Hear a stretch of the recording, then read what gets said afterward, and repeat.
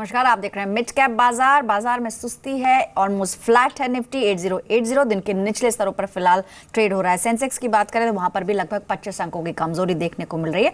हालांकि mid cap में हल्की खरीदारी है, लगभग 1/4% की बढ़त है इंडेक्स में।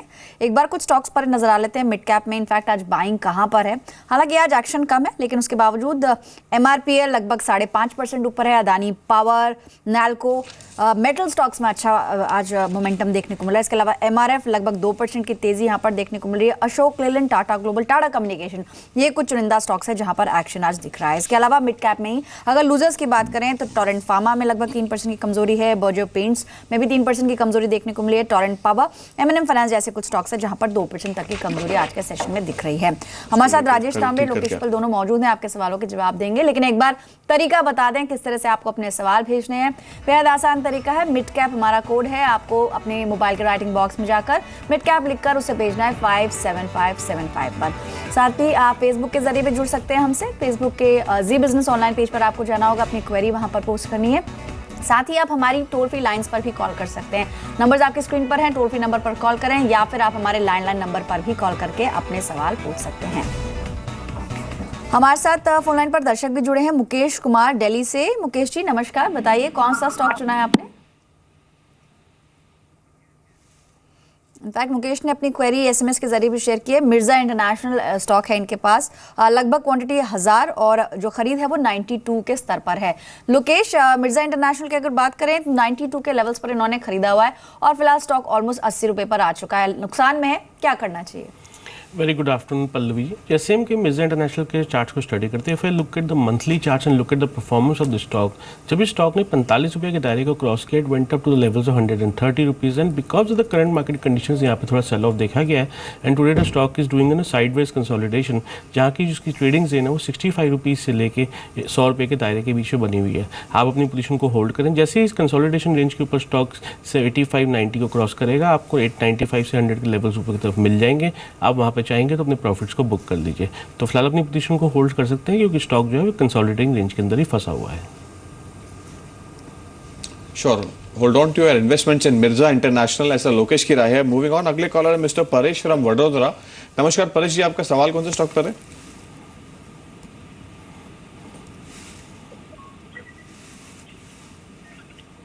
हेलो मिस्टर परेश, हमें सुन पा रहे हैं? हाँ सर बोलिए। जी, आपका सवाल कौन से स्टॉक पर है? सर मेरा वेदांता पे है। जी, आप क्या जानना चाहेंगे इसके बारे में? सर एक्चुअली मैंने 115 पे 200 शेयर लिए हैं। ओके, तो फिलहाल उसको क्या करना चाहिए? वेट एंड श्योर, बिल्कुल आपको राय दिला देते हैं। In fact Rajesh ji, welcome to the show. और यहाँ से लेकर जैसे जैसे उन्होंने बताया कि वेदांता के 200 odd shares at 115 odd levels पर उनकी परचेज प्राइस है। यहाँ पे उनको प्रॉफिट हो रहा है। 224 is the current market price. Should he hold on to his investments और he should book partial profits? Dara साहब, आपने बहुत बढ़िया सवाल पूछा कि वर्ल्ड के रिचेस्ट आदमी की जो लिस्ट आती है, जिन्होंने अपना सारा ब्लैक मनी स्टैश किया in the tax havens of the world में, तो वहाँ पे नाम कुछ बहुत बड़े नाम अमेरिकन बिजनेसमैन के नहीं आते क्योंकि अमेरिका इज सैचुरेटेड टुडे। नाम आता है व्लादिमीर पुतिन का, जो प्रेसिडेंट रह चुके हैं और अब प्राइम मिनिस्टर है। अगेन कॉन्स्टिट्यूशन में चेंजेस नहीं करते हैं तो फिर जीत के फिर प्रेसिडेंट आ जाएंगे। तो you know a country like Russia where the money comes in, it comes in from natural resources. So यहाँ तो अनिल अग्रवाल जी ने तो कंपनीज को खरीदा है। He is a businessman. तो जैसे इन्होंने धारा साहब ने कहा, I mean a person in fact who is dealing with natural resources, देखिए बार्मर में कितना उनको तेल मिला है जो उन्होंने कंपनी को खरीदा। तो आप सोच कैसे सकते हैं इसको बेचने की? Continue to hold the stock, appreciation होता है, डिविडेंड मिलता है। यहां पे कहूंगा कैरी फॉरवर्ड करिए legacy to the next of the generation. जी, मेटल स्टॉक्स में आज तेजी भी है। वेदांता ऑलमोस्ट 0.1% की बढ़त के साथ 224 पर ट्रेड कर रहा है। कुछ और दर्शक हैं, उनसे बात कर लेते हैं। फोन लाइन पर शिव हैं गुरुग्राम से। गुड आफ्टरनून शिव, बताइए कौन सा स्टॉक है आपके पास? हाय गुड आफ्टरनून मैम, मेरे पास 2 शेयर है। IRB इंफ्रा 3000 शेयर 192 के भाव पे और फर्स्ट सोर्स सॉल्यूशन 25000 शेयर 48 रुपए के हिसाब से। मैं लंबी अवधि का नजरिया रखता हूँ, 5 से 10 साल का। इस पे आपकी जानकारी चाहता हूँ एक्सपर्ट की। ठीक है, ऑलराइट। क्योंकि इन्होंने मेंशन किया लंबी अवधि के लिए दोनों ही स्टॉक्स का चुनाव किया है, इसलिए राजेश जी आपके पास आना चाहूंगी। सबसे पहला तो स्टॉक का नाम लिया इन्होंने IRB इंफ्रा, जहां पर काफी नुकसान है। 192 पर खरीदा है, 186 पर स्टॉक आ चुका है। दूसरा फर्स्ट सोर्स, क्वांटिटी अच्छी खासी है और साथ ही 38 के स्तरों पर खरीदा है। लंबी अवधि के लिए दोनों स्टॉक्स कैसे हैं? As far as IRB infra is concern, मैं ये कहूँगा कि it's more of a speculative stock. और यहाँ पे ये हिंदुस्तान के इन्वेस्टर को ये कहना चाहूँगा कि मोदी जी ने बड़ा अच्छा डिसीजन लिया। ये तो लोगों ने इस चीज़ को पढ़ा नहीं, बस कहा ब्लैक मनी आ जाएगा, ब्लैक मनी आ जाएगा। Let me tell you, none of the economist know what the consequences of the demonetization is, क्योंकि ये प्रोसेस आप बार बार नहीं करते हैं। तो ये जो कहना है कि सारा पैसा इसमें आएगा और IRB को फायदा मिलेगा, ऐसा कुछ नहीं होता है। और first source have you heard of this company? तो how can you speculate into such a company? आप एक ऐसी कंपनीज में स्पेकुलेट करते हैं जहां पे फैशन है। अरे डेनिम्स बनाने वालों को पता नहीं कि अगर डेनिम कल को अगर आउट ऑफ फैशन चला जाए, जूते आउट ऑफ फैशन चले जाए, how can you get into such products? Please don't, I mean apply your brains and what I would say is stay away from these stocks. Moving on, अगले caller है mister Om Prakash from Rewari. नमस्कार, आपका सवाल पूछिए।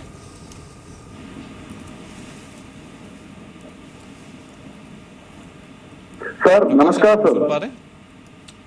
Sir नमस्कार। आपका सवाल पूछिए। हाँ सर, मेरा सवाल है, मेरे पास टाटा स्टील के शेयर हैं 350 के हिसाब से 400 शेयर, और टाटा मोटर्स के 100 शेयर हैं 450 के रेट से। जी बिल्कुल, आपको राय दिलाते दोनों ही स्टॉक्स पर टेक्निकल पर्सपेक्टिव से। लोकेश, टाटा स्टील जैसे उन्होंने बताया कि 400 ऑड शेयर्स है, 350 ऑड लेवल्स पर उनकी परचेज प्राइस है, और यहां से लेकर 400 उनको हल्का सा मुनाफा भी हो रहा है यहां पर। And second stock he is having is Tata Motors, 450 odd levels पर उनकी पोजीशन है। दोनों ही स्टॉक्स पर आपकी क्या राय है?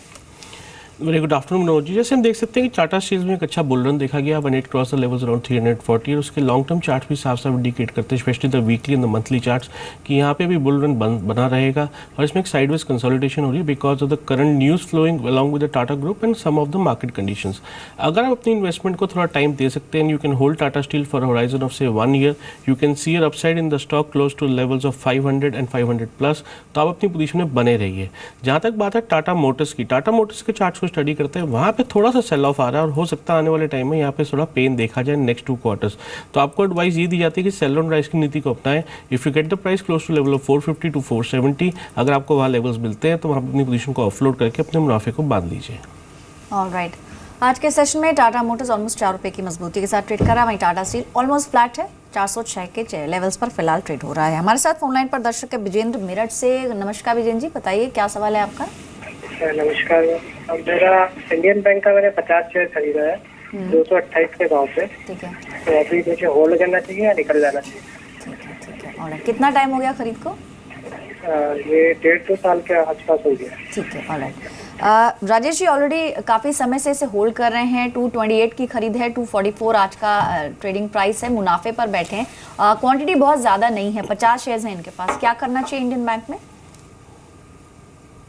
विजेंद्र जी, मैं कहूंगा कि यहाँ पे आप प्रॉफिट बुक करिए, एंड प्रॉफिट बुक करने के बाद what I would suggest is कि इस एरिया में particularly I would prefer NBFC, the same policy what Manmohan Singh did जब उस जमाने में he allocated 300 crores and that created a effect. क्योंकि मैं आपको बैंकिंग का इसलिए बता रहा हूं क्योंकि बैंक समझिए कमर्शियल व्हीकल्स को, फर्स्ट हैंड कमर्शियल व्हीकल्स को लोन देते हैं, सेकंड हैंड थर्ड हैंड को तो देंगे नहीं, but that's a bigger market at the bottom of the pyramid. तो यहां पे I would suggest you to get into NBFC particularly, जैसे भारत फाइनेंस इंक्लूजन, जो SKS माइक्रो फाइनेंस है, Bajaj capital, I mean I would suggest these shares. Sure, moving on, अगले caller है हमारे साथ मिस्टर अवनीश फ्रॉम नागपुर। नमस्कार अवनीश जी, आपका सवाल पूछिए। नमस्कार। मैंने एयरटेल के शेयर्स लिए हुए हैं, 100 शेयर्स हैं, और ये मैंने लिया था 2011 में एट द रेट ऑफ 374, और अभी फिलहाल ये इतना अच्छा नहीं करते हुए दिख रहा है। तो मुझे आपकी सलाह चाहिए थी कि should I stay with it और शुड आई सेल इट? तो आपकी जानकारी, आपकी हेल्प लगेगी। बिल्कुल जी, बिल्कुल आपको राय दिला देते हैं। In fact Lokesh, what's your take on this? 373 odd levels पर उनकी परचेज प्राइस है, काफी पुरानी खरीद है उनकी, और यहाँ पे लेकर larger concerns on spending on this industry, और यहाँ पे लेकर द न्यू एंट्रेंट जियो से लेकर जो कंपटीशन जो मिल रहा है इस सेगमेंट में, आपको क्या लगता है कि भारतीय एयरटेल कितना वेल पोजिशनड है उसको कैपिटलाइज करने के लिए? देखिए मनोज जी, हम भारतीय एयरटेल की स्पेसिफिक बात करते हैं तो we need to understand that facing a lot of competition right now from Jio, and secondly there is lot of expenditures which are agreed on the company's balance sheet. लेकिन उसी हिसाब से देखा जाए तो 375 से स्टॉक ने तोड़ना शुरू किया, it went down to the levels of close to 270 280 जहाँ पे इसने एक अच्छा बेस बनाया and because the current market conditions में भी आप देखेंगे जहाँ पे हैवी सेल ऑफ्स आ रखे हैं अक्रॉस ऑल द सेक्टर्स, यहाँ पे कहीं ना कहीं ये स्टॉक एक 380 390 280 290 के आसपास एक बेस बना के थोड़ा पुल बैक करने की कोशिश कर रहा है। इन्होंने काफ़ी पहले की बाइंग कर रखी है, 375 के आसपास की इनकी बाइंग है और कहीं ना कहीं मंथली चार्ट्स पे भी लग रहा है कि अभी ये ओवरसोल्ड पोजीशन में स्टॉक आ चुका है। इसमें थोड़ा सा बाउंस बैक देखा जा सकता है, it will be called as a technical bounce. तो आप अपनी पोजीशन में बने रहिए, bounce close to levels of 365 and 370 would be good for you. आप वहाँ पे चाहें तो अपनी पोजीशन को ऑफलोड करके अपने प्रॉफिट्स, अपने मुनाफे को मिनिमाइज कर सकते हैं। तो till the level the stock goes to level of 365 and 370 अपनी पोजीशन को होल्ड करें। ऑलराइट, बने रहने की सलाह है। भारतीय एयरटेल ऑलमोस्ट 0.2% की मजबूती आज दिख रही है। हमारे साथ नवीन है बेंगलुरु से। नमस्कार नवीन जी, बताइए क्या सवाल है आपका। नमस्ते मैडम, मेरा पास कावेरी सिंह का है 1000 शेयर है 360 का रेट में, और PFC का है मैडम 3000 शेयर है, वो 133 में लिया हमको। सांबे साहब से पूछा था। कावेरी सीड्स के अलावा दूसरा कोई स्टॉक बताया आपने, क्या नाम है उसका? PFC पावर ठीक है, ठीक है। PFC ऑलराइट, PFC और उसका वो खरीदा 133 में 133, ठीक है। ऑलराइट, पहले बात कर लेते हैं कावेरी सीड्स की। अच्छा खासा मुनाफा इनको हो रहा है, 350 पर खरीदा है, 400 से ऊपर ये ट्रेड कर रहा है। राजेश जी, दोनों ही स्टॉक्स पर आपकी सलाह क्या होगी? Agriculture sector of course is top priority. Naveen babu यहाँ पे होल्ड करके रखी है। जिन्होंने मॉन्सेंटो भी लिया है, जो भी स्वैपिंग रेशियो कंपनीज को मिलेगा after the take over of the company worldwide, उनको भी कहूँगा होल्ड करके रखिए, will be benefited. And PFC power finance corporation, one of the fantastic companies in the power sector. India is a power hungry country. जितने भी आपके projects हैं environment से रिलेटेड, ग्रीन एनर्जी, कोल, सभी में जो फाइनेंसिंग होगा, इसकी यहाँ पे one of the top companies है जिसको एक एज मिलता है फाइनेंसिंग में। तो whole idea is only concentrating only for power project financing. So ये that is what the role of this public sector is. Continue to hold, both the stocks are beautiful stocks. Sure, moving on, अगले caller है हमारे साथ में mister Bappa Ghosh from Kolkata. नमस्कार mister Ghosh, आपका सवाल पूछिए। जी नमस्कार सर, मेरा रुचिरा पेपर है 200 शेयर 111 रुपए में। तो अभी क्या करूं, मेरा होल्ड का ऑप्शन है 6 मंथ के लिए, 6 मंथ। श्योर, बिल्कुल आपको राय दिला देते हैं। In fact Lokesh, what's your take on Ruchira papers in specifically industry में से रुचिरा पेपर आपको कैसा लग रहा है? बिकॉज अगर हम इसका 3 महीने का परफॉर्मेंस देखें तो it has already risen from 80 odd levels और it is trading close to 103 odd levels. आपको क्या लगता है कि will this outperformance continue और इनकी इन्वेस्टमेंट पे बेटर रिटर्न्स देखने मिल सकते हैं उनको? देखिए मनोज जी, रुचिरा पेपर्स के स्टॉक्स को स्टडी करते हैं, फिर look at the monthly chart, specially in the month of October. इसमें एक प्राइस वॉल्यूम ब्रेकआउट हुआ था जहाँ पे इसमें अच्छी वॉल्यूम्स आई थी और 86 के लेवल्स को क्रॉस करने के बाद stock went up to the highs of 123 and 124 and फिर मार्केट में थोड़ा सेल ऑफ आया। उसी तरह इस स्टॉक में भी थोड़ा सा प्रेशर फील किया गया। लेकिन अभी भी अगर इसके लॉन्ग टर्म चार्ट्स को स्टडी करते हैं, specially if I look at the monthly and the slightly longer charts that is close to quarterly also, तो वहाँ पे लगता है कि इसमें बुल रन बना हुआ है and this can continue further. आप अपनी पोजीशन में बने रहिए because the current market conditions आपको थोड़ा सेल ऑफ दिख रहा है, but the stock has a potential to retest the levels close to the 135 140, जहाँ पे आप चाहें तो अपने प्रॉफिट्स को बुक कर सकते हैं। तो फिलहाल अपनी पोजीशन में बने रहिए, you will get a bull run next 3 to 6 months। Alright, तो फिलहाल बने रहे, अगले 3 से 6 महीने के लिए आप बने रह सकते हैं रुचिरा पेपर के अंदर। लोकेश की तरफ से सलाह है। आज के सेशन में थोड़ा दबाव जरूर दिख रहा है।